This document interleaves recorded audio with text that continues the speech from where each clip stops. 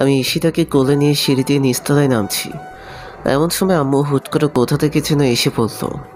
আমার সিনিয়র বউ আম্মুকে দেখি আমার কোল থেকে নামার জন্য ছটফট করতে শুরু করলো। আমি একটু রাগী লোক নিয়ে তার চোখের দিকে তাকালাম। সে সাথে সাথে চোখটি মেরে গেল। আম্মু বলতে লাগলো, কি হয়েছে সীতার? এতক্ষণ রুমে বসে কান্না করছিল, এখন তুই কোলে নিয়ে নিচে নামছিস, কোনো সমস্যা হয়েছে নাকি? আমার সিনিয়র বউ আম্মুর কথা শুনে লজ্জায় মুখ লাল করে আমার বুকের দিকে মুখ ঘুরালো। আমি থতমত গলায় বললাম, আসলে ঈশিতার অনেকক্ষণ ধরে নাকি কি জন্য পায়ে ব্যথা করছিল, তাহলে নিচে নেমে খাবার খেতে পারেনি। আমার কথা শুনে আম্মু বলতে লাগলো, বোকা মেয়ে, এমন বোকা মেয়ে তো দেখি নেই। পায়ে ব্যথা করলে আমাকে বলবি না? না খেয়ে দরজা বন্ধ করে কান্না করলে পায়ের ব্যথা যাবে? যা, ওকে নিয়ে উপরে যা, তারপর পায়ে ব্যথার মলম লাগিয়ে দে। আমি তোদের দুজনের জন্য খাবার নিয়ে আসছি। আমি আমার সিনিয়র বউকে কোলে করে রুমে নিয়ে আসলাম। সে সাথে সাথে আমার কল থেকে নেমে পড়লো। তারপর বলতে লাগলো, আমি বলছি না খালামণি দেখে ফেলবে। আর আম্মু দেখেছি তো কি হয়েছে? যা, খালামণির সামনে বুঝি আমার লজ্জা করে না? খালামণি এখন কি ভাববে? আর আমার লজ্জাবতী সিনিয়র বউ আম্মু কিছু ভাববে না। ছেলে তার ছেলের বউকে কোলে করে নিয়েছে, তাতে কি ভাবার আছে? একটা বাড়ি দিয়ে মাথাটা ফাটিয়ে ফেলবো। ও মা, আমি আবার কি বললাম? মাথা ফাটাবে কেন? সিনিয়র বউ বলিস কেন? শুধু বউ বলতে পারিস না? আচ্ছা ঠিক আছে, সিনিয়র বউ বলবো না, সিনিয়র সাতচন্নি বলবো। কি বললি? না কিছু না। কিছু না মানে? তুই সিনিয়র শাকচুন্নি বললি কেন? সরি, মুখ ফুসকে বের হয়ে গিয়েছে। মুখ ফসকে বের হয়নি, তুই ইচ্ছাকৃত ভাবেই বলেছিস। আজকে আজকে খাইছি তোরে আমি। আরে কি করছো? ছাড়ো আমাকে। তোমার না পায়ে ব্যথা? কিসের ব্যথা? ও মা, আম্মুকে না বললাম তোমার পায়ে ব্যথা? এখন আম্মু যদি এসে দেখে তুমি ব্যথা নিয়ে তার ছেলের গলা টিপে ধরে আছো, তাহলে আম্মু বুঝে ফেলবে যে তোমার পায়ে কোনো ব্যথা নাই। তোমাকে আমি এমনি এমনি কোলে নিয়েছিলাম। ও হ্যাঁ, তাই তো। এখন চুপচাপ সোফায় বসে পড়ো, আমি তোমার পায়ে মলম লাগিয়ে দিই। মলম লাগাবি কেন? আমার পায়ে তো ব্যথা নেই। আরে আম্মু না বললো তোমার পায়ে মলম লাগিয়ে দেওয়ার জন্য? আচ্ছা ঠিক আছে। আমি আমার সিনিয়র বউয়ের পায়ে মলম লাগিয়ে দিচ্ছি। এমন সময় আম্মু খাবার নিয়ে রুমে আসলো। দুজনে হাত মুখ ধুয়ে সে খাবার খেতে বসলাম। কিন্তু আমার সাতজনই নাকি খেতে পারবে না। আমি তো জানি সাতজনে কী জন্য বললো খেতে পারবে না। আমি নিজের হাতে সাতজনেকে খাইয়ে দিলাম। সাতজনের ছোট বাচ্চার মতো জীবনও দেখলে আর যে কি ভালো লাগে তা বলে বোঝাতে পারবো না। খাওয়া দাওয়া শেষ করে ছাদে দুজনে কিছুক্ষণ আড্ডা দিলাম। আমার যাওয়ার আর 2 দিন বাকি আছে, কিন্তু শপিং করতে হবে। তো বিকেলে বাসা থেকে বের হলাম শপিং করার জন্য। কিন্তু সাতজনে আমার সাথে শপিংয়ে যাবে না। শপিং করতে নাকি ওর ভালো লাগে না। শপিং করে রাতে বাড়ি ফিরলাম। রাতে খাবার খেয়ে খুব ক্লান্ত লাগছে। রুমে গিয়ে বিছানায় গায়ে এলিয়ে দিলাম। কিছুক্ষণ পরে আমার সাতজনে রুমে আসলো। এসে দেখে আমি বিছানায় শুয়ে আছি, তাই জিজ্ঞেস করলো, তোমার কি শরীর খারাপ? আমি মাথা ঝাঁকিয়ে দিয়ে না বললাম। আমার মাথা ঝাঁকিয়ে দেখে রেগে বলল, মুখে কি কোনো কিছু ঢুকেছে নাকি? ইঁদুর বিড়াল টিড়াল মুখে বলা যায় না? আমি তার কথা কোনো উত্তর দিলাম না। বালিশের নিচ থেকে মোবাইলটা বের করে টিপতে লাগলাম। সে রাগ করে আমার পাশেই শুয়ে পড়ল। আমি মোবাইল টিপছি আর চোখে তার দিকে তাকাচ্ছি। সে এপাশ ওপাশ করছে, কি যেন বলবে মনে হয়, কিন্তু আমার এই অবস্থা থেকে রাগে কিছু বলতে পারছে না। আমি দিব্যি মোবাইল টিপেই যাচ্ছি। সে অনেকক্ষণ নড়াচড়া করে আমার কাছে ঘেঁষতে লাগলো। তারপর আমি এক নাগাড়ে মোবাইল টিপেই যাচ্ছি। সে এবার আর চুপ থাকতে পারেনি, বলতে শুরু করলো। কি আছে মোবাইলে? এভাবে মোবাইল টিপছো? ওখানে গিয়ে যদি এভাবে মোবাইল টেপো তাহলে লেখাপড়া তো ঘাড়ে উঠবে। আমি তার কোনো কথার জবাব দিচ্ছি না। সে এবার আমার বুকে চলে আসলো এবং আমার হাত থেকে মোবাইলটা ছো মেরে নিয়ে নিল। কি করছো? আমার উপরে আসলা কেন? উপরে আসলাম মানে? দুপুরে আমি তোমাকে কথা দিয়েছি, তোর অনুমতি ছাড়া তোমাকে টাচ করব না। তুমি আমাকে কথা দিয়েছো আমাকে টাচ করবে না, কিন্তু আমি তো দেইনি। আমি আমার স্বামীর উপরে আসবো না আসবো তাতে তোমার কি? হ্যাঁ, মানে তুমি আমার উপরে আসবা আর আমার কিছু না? না তোমার কিছু না। দুপুরের জন্য এখনো আমার উপর রাগ করে আছো? আচ্ছা ঠিক আছে, দুপুরের জন্য আমি সরি। আমি ইচ্ছা করে এমনটা করিনি, খুব লেগেছিল না? আমি কোনো কথা বললাম না। কি হলো, কথা বলবে না? আচ্ছা ঠিক আছে, আমি আদর করে দিচ্ছি।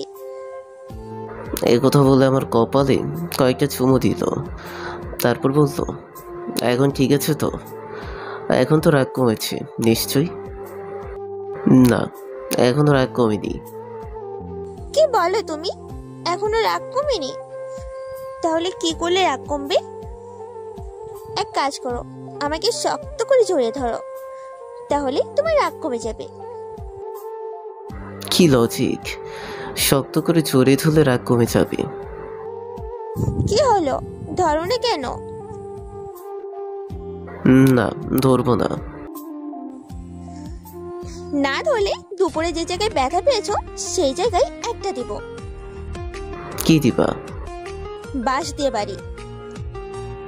কি? না কিছু না। কিছু না মানে? তুমি যে বললা বাঁশ দিয়ে বাড়ি দিবা। না বাবু, আমি বাঁশ দিয়ে বাড়ির কথা বলি নাই, আমি চুমু দেওয়ার কথা বলেছি। এই যে একটা চুমু দিচ্ছি, এবার তো জড়িয়ে ধরো প্লিজ। আমি কিছু না বলে পাগলিকে জড়িয়ে ধরলাম। সে আমার বুকে মাথা দিয়ে শুয়ে বলল।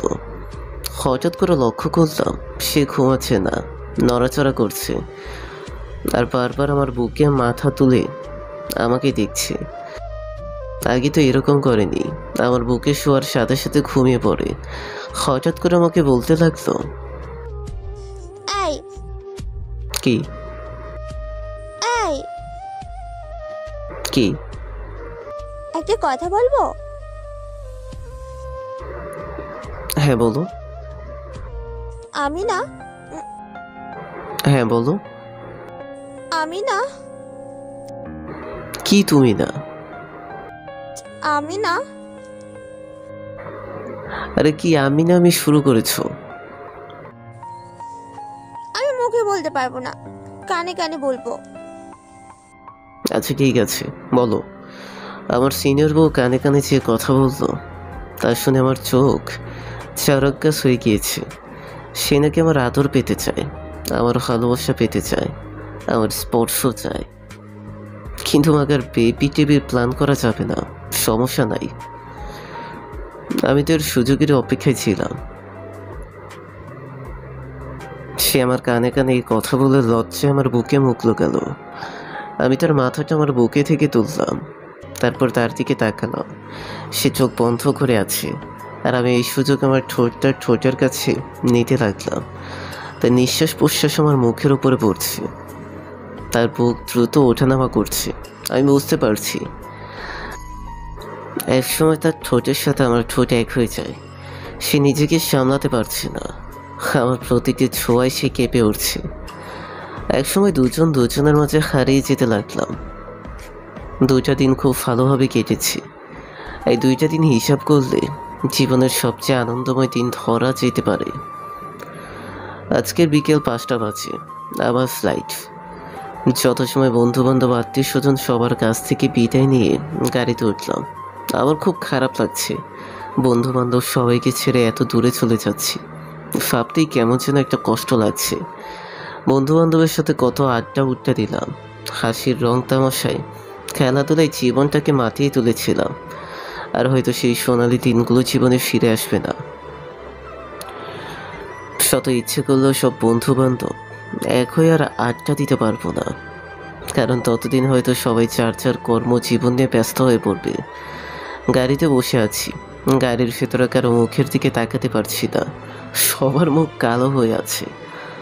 হয়তো আপনজন দূরে চলে গেলে যে একটা কষ্ট বুকে জমা হয়, সে কষ্ট থেকে আপনি মুখ কালো হয়ে যায়। গাড়ি এয়ারপোর্টে গিয়ে পৌঁছলো। এখন সবার থেকে বিদায় নিয়ে ভেতরে ঢোকার পালা। মা বাবার সামনে গিয়ে দাঁড়ালাম, চোখ দুটো ঝাপসা হয়ে আসছে। মা বাবাকে স্পষ্ট দেখতে পাচ্ছি। বিদায়টা এত কষ্টের হয় কেন? মা বাবার সামনে দাঁড়াতেই টপ টপ করে চোখ থেকে পানি পড়তে লাগলো। আমার মা আমাকে জড়িয়ে ধরে হাউ করে কেঁদে দিলেও সাথে বাবাও। আমিও তাদেরকে জড়িয়ে ধরে কেঁদে দিলাম। ঈশিতার দিকে তাকিয়ে দেখি বারবার ওড়না দিয়ে মুখ মুছছে, চোখ দুটো লাল হয়ে আছে। মামা এসে আব্বু আম্মুকে বলতে লাগলো, ওকে জড়িয়ে ধরে যদি এভাবে কান্না করতে থাকো তাহলে ও যাবে কীভাবে? ফ্লাইট মিস করবে তো। আব্বু আম্মু নিজেদেরকে সামলে নিল। তারপর আম্মু আমাকে কপালে চুমু দিয়ে বলতে লাগলো, বাবা সাবধানে থাকবি, ঠিক মতো খাওয়া দাওয়া করবি, বেশি রাত জাগবি না। তোর তো আবার রাত জাগার অভ্যাস আছে। ঠিক মতো পড়ালেখা করবি, কারোর সাথে ঝগড়া বিবাদ করবি না, খারাপ মানুষ থেকে দূরে থাকবি, খারাপ কোনো জিনিস খাবি না। সময় পেলেই আমাকে ফোন দিবি। আরো নানান উপদেশ দিতে লাগলো। হঠাৎ করে বলতে লাগলো, ওই দেখ ঈশিতা মেয়েটা কিভাবে কান্না করছে, যা মেয়েটাকে কিছু বলে আয়। আমি আস্তে আস্তে আমার সাতজনের কাছে গিয়ে দাঁড়ালাম। সাথে সাথে সাতজনে আমাকে জড়িয়ে ধরে ফুপিয়ে ফুপিয়ে কান্না শুরু করে দিল। আমি তাকে জড়িয়ে ধরে বললাম, আরে পাগলি, এভাবে কাঁদলে আমি যাবো কীভাবে? আমার যে ফ্লাইটের টাইম হয়ে গেছে। যাবার সময় এভাবে কাঁদলে আমি যেতে পারবো? কিন্তু আমার সাতজনে আমার কোনো কথাই শুনছে না, কেঁদেই চলেছে। আমি তাকে কী বলে সান্ত্বনা দিব ভাষা খুঁজে পাচ্ছি না। কিছুক্ষণ পর আমি তার মাথাটা আমার বুক থেকে তুলে তার চোখের পানি মুছে দিয়ে বললাম, যেভাবে কান্না করছো মনে হচ্ছে আমি তোমাকে ছেড়ে আজীবনের জন্য চলে যাচ্ছি। এইভাবে কান্না করলে আমি যেতে পারবো? আমি তোমার সেই মিষ্টি মাখা হাসি মুখটা দেখে যেতে চাই। কি দিবা না সেই হাসি মাখা মুখে বিদায়? আবার কথা শুনে মাথা ঝাঁকি দিয়ে বলল, হ্যাঁ দিব। তাহলে চোখের পানি মোছো আর তাকাও আমার দিকে। আমি তার কাঁধের ওপর দুহাত দিয়ে বললাম, একদম টেনশন করবা না আমাকে নিয়ে। আমি তোমাকে প্রতিটি মিনিটে ফোন দিব, ঠিকঠাক মতো খাওয়া দাওয়া করবে, হ্যাঁ? আর আব্বু আম্মুর খেয়াল রেখো। বাসা থেকে ভার্সিটি ছাড়া বাইরে যাওয়া দরকার নাই। এখন তুমি কোনো মেয়ে না, কারো স্ত্রী, কারো বাড়ির বউ। সাবধানে চলাফেরা করবা।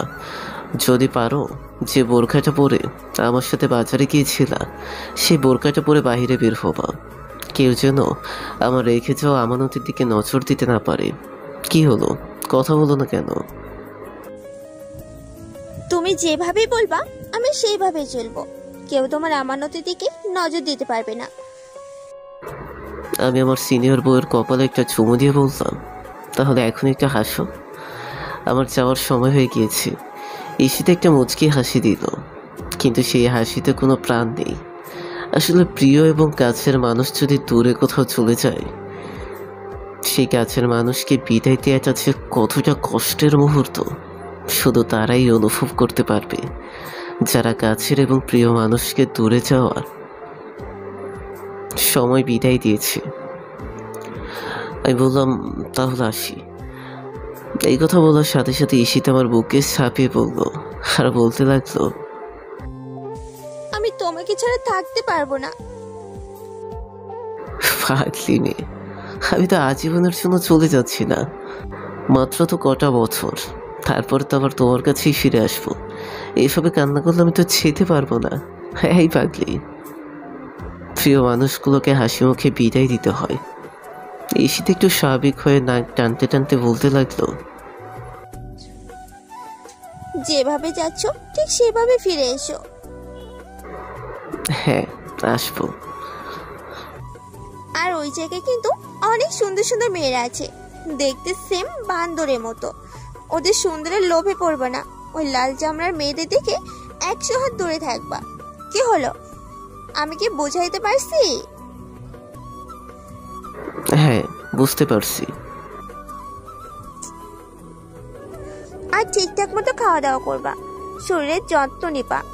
ওই জায়গায় একদম অগোছালো ছেলেদের মতো থাকবা না। বাইরে ঘোরাঘুরির দরকার নেই।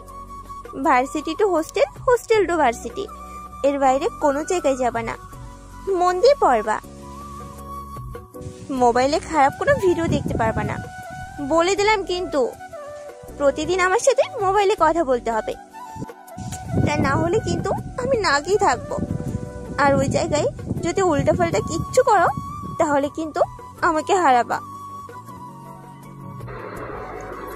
তোমাকে হারাবো মানে? আমি স্টেট মারা যাব। কথাটা শেষ করতে দেই নাই, তার আগেই তার মুখে হাত দিয়ে চেপে ধরল। চুপ, একদম এ কথা বলবো না। তুমি যেভাবে বলবো সেভাবেই ওই জায়গায় চলবো। তুমি একদম আমাকে নিয়ে টেনশন করবা না, আমি তোমারই আছি, তোমারই থাকবো, বুঝতে পেরেছ? ঈশিতা মাথা ঝাঁকি দিয়ে বলল। হ্যাঁ। এখন তাহলে আমি চাই। আচ্ছা ঠিক আছে, যাই বলো না, আসি বলো।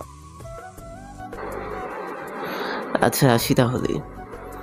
সবার কাছ থেকে বিদায় নিয়ে এয়ারপোর্টের ভেতরে ঢুকবো। এয়ারপোর্টের টার্মিনালের বাহিরের শেষ কদমটা রাখার আগে পেছনে একবার ঘুরে দাঁড়ালাম। দেখি আম্মু আব্বু নির্বাক হয়ে দাঁড়িয়ে আম্মুর চোখে জল মোছার ব্যর্থ চেষ্টা করতেছে, কিন্তু পারছেই না। কোনো বাবা মা প্রিয় সন্তানকে দূরে কোথাও পাঠানোর সময় স্বাভাবিক থাকতে পারে না। ঈশিতার দিকে একবার তাকালাম, চাতক পাখির নয়ন চোরার মতো তীক্ষ্ণ দৃষ্টি নিয়ে আমার চাপার পথের দিকে তাকিয়ে আছে। আমি খেয়াল করে দেখলাম আমার চোখ দুটি ঝাপসা হয়ে আসছে, চোখের কোণে কয়েক ফোঁটা নোনা জল এসে জড়ো হয়েছে। আর পেছনে না তাকিয়ে সোজা ভেতরে চলে গেলাম। বিমান লন্ডনের উদ্দেশ্যে উড়াল দেওয়ার কিছু মুহূর্ত আগে বড় একটা নিঃশ্বাস নিয়ে আমার সোনার দেশের মাটির ঘ্রাণ নিলাম। আব্বু আর ঈশিতার কথা বলাগুলো মনের গোপনে সিন্দুক কোনায় জমা করে রাখলাম, যেন সেখান থেকে বের করে তা অক্ষর অক্ষরে পালন করতে পারি। চলে আসলাম সেই জীবন স্বপ্ন পূরণের ভার্সিটিতে। 2 দিন হোস্টেলে থাকলাম। 2 দিনে অনেক জায়গায় খোঁড়া হয়ে গিয়েছে। ঈশিতা ঠিকই বলছে, এখানের মেয়েরা অনেক সুন্দর, কিন্তু আমাদের দেশের মেয়েদের চেয়ে না। এদের হাসি কেমন যেন, এদের চোখ নাইলেকের ভেতরে আবরণের মতো, নাকগুলো লম্বা, কেমন যে বিশ্রী বিশ্রী লাগে। শুধু চামড়াই সুন্দর হলে সুন্দরী হওয়া যায় না, কালো হোক আর ফর্সা হোক, তার হাসি সুন্দর থাকতে হবে, তার চোখে মায়া থাকতে হবে। যে চোখের দিকে তাকালে সেই চোখের অতল সাগরে যে কোনো ব্যক্তি সেকেন্ডের ভেতরে নিজেকে হাসাতে পারবে। কণ্ঠস্বর খুব মিশ্রণ হতে হবে। এগুলো যার মধ্যে থাকবে, হোক সে কালো কুচকুচে, সে যে কোনো চামড়া সুন্দরীকে হার মানাবে। আর এগুলো শুধু বাঙালি নারীদের মধ্যেই আছে। তারপর থেকে নিয়মিত ক্লাস করতে শুরু করলাম। নতুন পরিবেশে, নতুন জায়গা, নতুন ভার্সিটি। কিছুদিনের ভিতরে বন্ধুবান্ধব হয়ে গিয়েছে, শিক্ষক শিক্ষিকাদের সাথে পরিচিত হয়ে গেছি। চলতে শুরু করলাম আমার স্বপ্ন পূরণ বাস্তবায়ন করার পথে।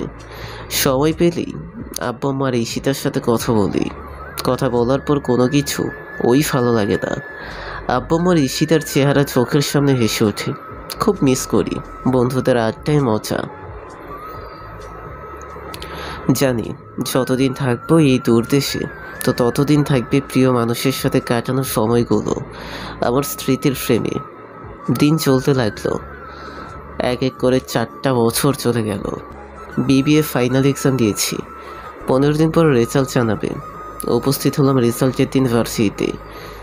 10 বছরের জন্য সেরা ছাত্রের ভেতর আমি 3 নাম্বার হয়েছি।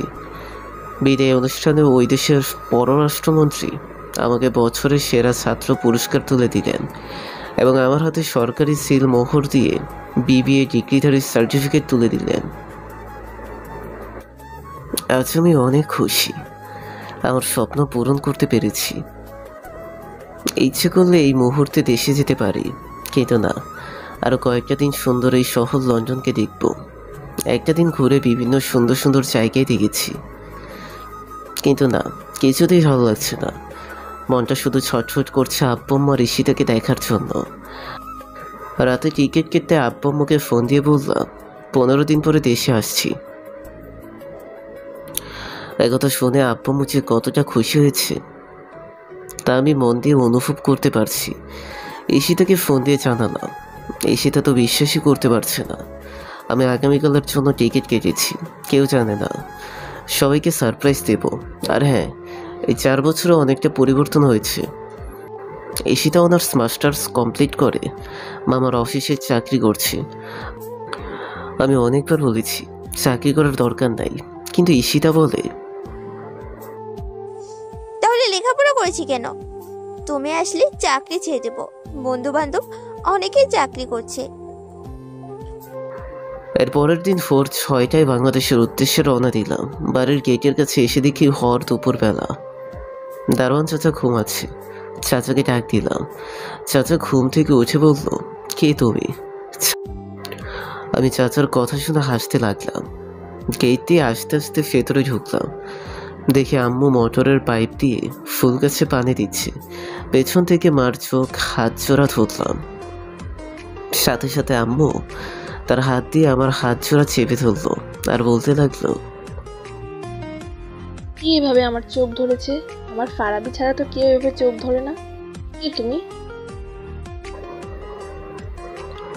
আমি মার চোখ জোড়া ছেড়ে মাকে কোলে তুলে নিলাম। আম্মুর সাথে সাথে ঘুরে আমাকে দেখে কান্না শুরু করে দিল। ফারাবি তুই? আমি তো বিশ্বাসই করতে পারছি না। হ্যাঁ আম্মু, আমি তোমার ফারাবি। সাথে সাথে আম্মু আমাকে জড়িয়ে ধরে কান্না শুরু করে দিল আর বলতে লাগলো, কেন যেন আমার মন বলছিল তুই আসবি। তুই না বলছিলি আরো 15 দিন পরে আসবি? তোমাদের সারপ্রাইজ দেওয়ার জন্য ওই দিন মিথ্যা কথা বলেছিলাম। এখন এভাবে কান্না করো না।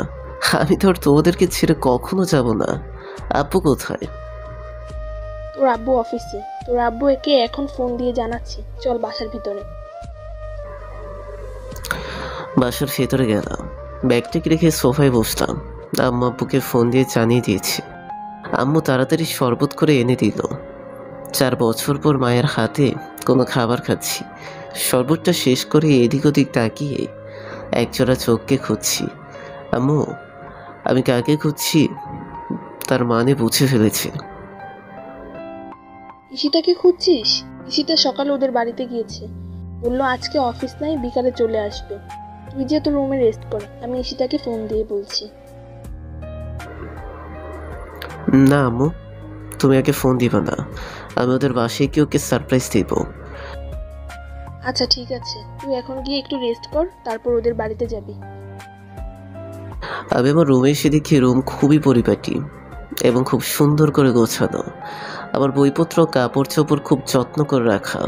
ওয়াশরুম থেকে ফ্রেশ হয়ে বিছানায় গায়ে এলিয়ে দিতেই দু চোখ ক্লান্তির ঘুম এসে জড়ো হয়েছে। দুপুরে আম্মুরটাকে ঘুম ভাঙলো। ঘুম থেকে উঠে ফ্রেশ হয়ে নিচে নেমে দেখে আব্বু দাঁড়িয়ে আছে। আমি আব্বুকে সালাম করলাম। আব্বু আমাকে জড়িয়ে ধরলো। ঈশিতাকে এখন অবধি দেখি নাই। দুপুরে মায়ের হাতের রান্না করা খাবার খুব তৃপ্তি সহকারে পেট ভরে খেলাম। দুপুর পেরিয়ে বিকেলের মধু লগ্ন সময়ে আমি ঈশিতাদের দরজার সামনে দাঁড়িয়ে কলিং বেল চাপতে লাগলাম আর যন্ত্রণাদায়ক অপেক্ষা করতে লাগলাম কখন দরজা খুলবে আর আমার সিনিয়র সাতচুন্নিকে দেখব। 1 মিনিট পরে খালামণি এসে দরজা খুলে দিল। হঠাৎ করে আমাকে দেখে খালামণি চমকে উঠল, যেন বিদ্যুতের শক খেয়েছে। ফারাবি তুই? আমি খালামণিকে সালাম করলাম। তুই না বললি 15 দিন পরে আসবি? হ্যাঁ বলছিলাম, কিন্তু তোমাদেরকে সারপ্রাইজ দেওয়ার জন্য আজকে চলে আসছি। হঠাৎ করে রক্ষা করে দেখি ড্রয়িং রুমের এক সাইডে কয়েক জোড়া ছেলেদের জুতা রাখা। আমি খালামণিকে জিজ্ঞেস করলাম, বাসার ভিতরে ছেলেদের জুতা কেন? খালামণি বলল, এগুলো সাকিবের জুতো। সাকিব? কোন সাকিব? সাকিবের জুতা এখানে কেন? আরে তোর মামাতো ভাই সাকিবের জুতো। সাকিব এখানেই থাকে, ওদের অফিস এখান থেকে কাছে, তাই যাতায়াতের সুবিধার জন্য এখানেই থাকে গত 2 মাস ধরে। আর ঈশিতা তো সাকিবদের অফিসেই চাকরি করে। কই, ঈশিতা তো আমাকে কথা বলে নাই যে সাকিব ভাইয়ের অফিসে চাকরি করে। হয়তো তোকে বলতে মনে নাই। এখন আপনাদেরকে সাকিবের কথা একটু বলি। সাকিব আমার বড় মামার ছেলে, আমার চেয়ে 1.5 বছরের বড়। মাস্টার্স কমপ্লিট করে তাদের অফিসে দেখাশোনা করছে। আচ্ছা বাদ দে, তুই ঈশিতাকে না জানিয়ে হঠাৎ করে চলে আসলি। আমি তো বিশ্বাস করতেই পারছি না। ঈশিতা জানলে কতটা খুশি হবে তুই জানিস? তোর আসার 15 দিন বাকি আছে সেই কথা শুনে মেয়েটা যে কতটা খুশি হয়েছিল। আমার কান তো একেবারে ঝালাফালা করে ফেলেছে। সারাক্ষণ খালি আমাকে বলে, আম্মু, ফারহাবি আসার আর 15 দিন বাকি আছে। ফারহাবি আগের ফারহাবি থাকবে তো, নাকি পরিবর্তন হয়ে যাবে? ও মনে হয় বিদেশ থেকে অনেক সুন্দর হয়ে আসবে। আমি ওকে এয়ারপোর্ট থেকে রিসিভ করে আনবো। আরও নানান কথা। তুই দাঁড়া, আমি এক্ষুনি ঈশিতাকে ফোন দিয়ে বলছি। ঈশিতা কোথায় গিয়েছে? ঈশিতা সাকিবের সাথে একটু মার্কেটে গিয়েছে, এক্ষুনি চলে আসবে। না, তোমার ফোন দেওয়ার দরকার নাই, তাহলে সারপ্রাইজ দিতে পারবো না। আচ্ছা ঠিক আছে, ফোন দিব না। তুই ঈশিতার রুমে গিয়ে বস। ঈশিতা আসলে এমনভাবে বলবো ও চমকে উঠবে। আচ্ছা ঠিক আছে, আমি চাচ্ছি। ঈশিতা আসলে বলবো যে একটা নীল শাড়ি পরেও রুমে আসতে। আচ্ছা আচ্ছা বলবো, এমনভাবে বলবো ও না চমকিয়ে পারবে না। আমি ঈশিতার রুমে চলে গেলাম। ওর রুমটা খুব গোছানো। ওর টেবিলের উপর 2টো ছবি রাখা, 2টো ছবি আমার। দেওয়ালে আমার সব ঈশিতার আর একটা বড় ফ্রেমের ছবি লাগানো। ঈশিতাকে ছবিটার মধ্যে খুব সুন্দর লাগছে।